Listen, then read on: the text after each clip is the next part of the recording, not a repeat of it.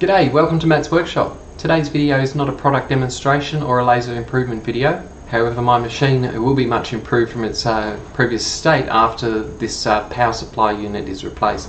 I hadn't planned on doing a video on replacing a laser power supply unit, but here it is. This video is not sponsored by Cloudray Laser. I'm just impressed with the service and delivery times that received from Cloudray for this new power supply.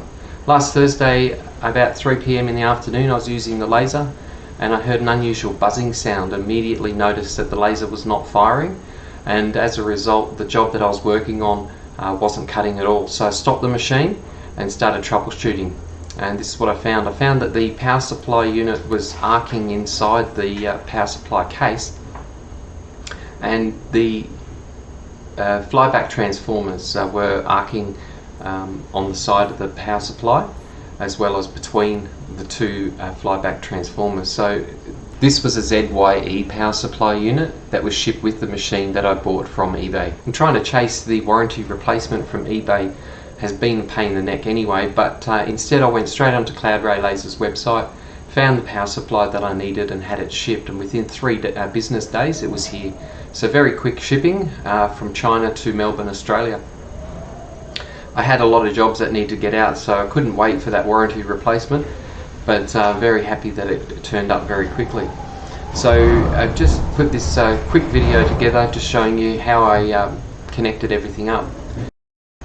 The first thing to do was to remove all the connections from the power supply and actually let it sit for a little while to make sure that the capacitors and everything had drained of all their power, and then to disconnect the laser wires and the pin connections.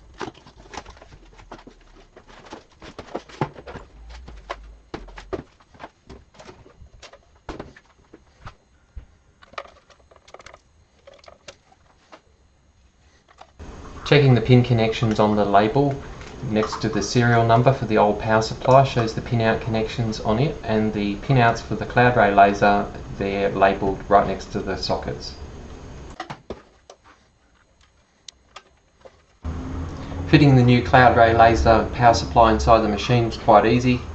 The mounting holes weren't quite in the same position, so I just drilled and screwed into the new position. So then it was just a matter of reconnecting the power plugs back to the side of the machine, making sure all the wires were out of the way and securing those, then reconnecting the laser power leads, the red and the white, reconnecting those, making sure everything's out of the way and secure, and finally time to give it a test. So I've been hearing lately that old ZYE power supplies are actually failing. Some of them not even that old. Mine's only 5 months old, but I've been reading on user blogs and even on Facebook people that have got the same ZYE power supply and it's been arcing with the flyback transformers. So it's a common problem with them. I just don't know how I'm going to go with warranty, but I'm glad that I had Cloudray as a backup in this case.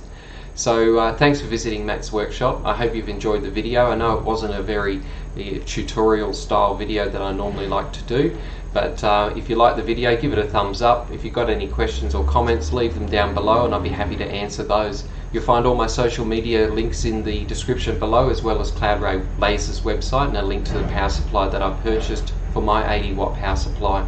And until next time, take care. Cheers.